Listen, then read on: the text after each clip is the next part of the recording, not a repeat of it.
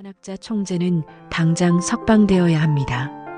여러분, 지난 9월 30일 제44차 국무회의에서 이재명 대통령은 법무부 장관을 향해 이렇게 물었습니다. 국가가 왜 이렇게 잔인합니까? 대한민국 검찰의 무리한 기소와 상소를 지적하는 대통령의 목소리였습니다.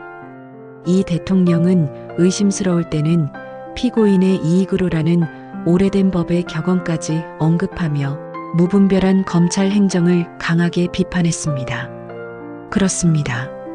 특검은 검찰 행정의 가장 큰 피해자라고 볼 수 있는 이재명 대통령의 지적을 받아들여야 합니다. 이재명 정부는 검찰개혁과 언론개혁을 정권의 역점 사업으로 추진하고 있습니다. 검찰개혁의 시발점은 어디였을까요? 바로 노무현 대통령의 서거였습니다. 노 대통령은 검찰의 피의사실 유포로 인한 망신주기 수사, 별건 수사로 인한 먼지털이식 수사, 강압수사, 그리고 정치적 편향성으로 인한 보복수사의 압박으로 결국 생을 마감하셨습니다. 이재명 정부가 국민의 인권을 중시하여 검찰개혁과 언론개혁을 추진하는 것은 환영할 일입니다. 그런데 수사 주체와 언론사만 달라졌을 뿐 과거의 수사 관행이 그대로 답습되고 있습니다. 한 총재 특검 수사 기록은 몇 시간도 안 되어 특정 언론사의 특종이라는 이름으로 보도되고 있습니다. 특검이 압수수색을 하면 그 결과는 몇몇 언론사에 신속하게 전해집니다. 오죽하면 통일교인들조차 특검과 특정 언론사가 함께 수사를 하고 있다는 느낌을 받을 정도입니다. 특검 수사는 철저한 보안이 이루어져야 합니다. 그런데 특정 언론사가 수사 기록을 미리 알고 있다면 이는 피의사실 유포로밖에 이해할 수 없습니다.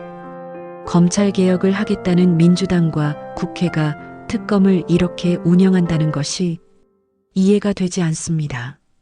검언 유착의 피해로 전직 대통령까지 잃은 민주당이 왜 이런 상황을 방치하는 것입니까? 한 총재의 구속 시점에는 통일교인 11만 명 국민의힘 입당 보도로 분위기를 띄우고 구속적 부심에서는 이른바 100억 설 보도로 국민 여론을 악화시켰습니다. 그 타이밍이 의심을 살만합니다. 노무현 대통령이 사법살인을 당할 때와 왜 이리도 같은지 소름이 돋을 정도입니다. 지금 특검 수사는 난항을 겪고 있습니다. 통일교인 11만 명 국민의힘 입당도 물 건너갔고 3,500명 당원 가입도 사실 여부가 불투명하기 때문입니다. 생각해 보십시오. 통일교의 한국 성인 교인은 1만 명입니다. 그중 국민의힘을 50%가 지지한다면 5천 명입니다. 그런데 교인의 70%가 당원 가입을 했다는 것이 과연 말이 됩니까? 결국 특검이 무리한 수사를 했다는 것만 증명하고 수사를 종결할 가능성이 큽니다. 특검이 수사 단서로 삼았던 것은 윤영호 전 본부장과 건진 법사의 문자였습니다. 윤영호의 문자를 신뢰하고 수사를 시작했지만 그가 거짓말을 했다는 것만 확인하게 되었습니다. 윤영호가 건진에게 이야기했던 국민의힘 가입자는 기존 2만 명, 신규 1만 명으로 총 3만 명이었습니다. 특검이 확인했다는 3,500명과 비교했을 때도 10배 이상 차이가 납니다. 그가 거짓을 이야기한 것입니다. 앞으로 3,500명도 통일교인으로 확인된 숫자는 300명이 될지 30명이 될지 모르는 상황입니다. 언론이 단 한 번이라도 교회를 방문해 교세를 확인했다면 11만 명이나 3,500명의 소동은 없었을 것입니다. 언론은 특검 수사를 대변하는 것도 중요하지만 무고한 피해자가 나오지 않도록 늘 사법당국을 감시하고 감독하는 것도 언론의 사명임을 기억해야 합니다. 윤영호의 거짓말은 또 있습니다. 그는 전 교회 역량을 총동원해 윤석열의 대통령 당선을 도왔다고 했지만 통일교 기업체 종사원의 90%는 비교인입니다. 통일교는 기업체 임직원을 대상으로 변변한 포교 한 번 한 적이 없습니다. 이는 수십 년간 지켜온 교회와 기업의 분리 경영 원칙 때문입니다. 이번 사건에서 세계일보 기자들은 비록 세계일보사가 교단이 소유하고 운영하는 언론사라 할지라도 교단의 어려움을 세계일보 지면을 통해 해결하려 한다면 절대로 묵과하지 않겠다고 엄포를 놓았습니다.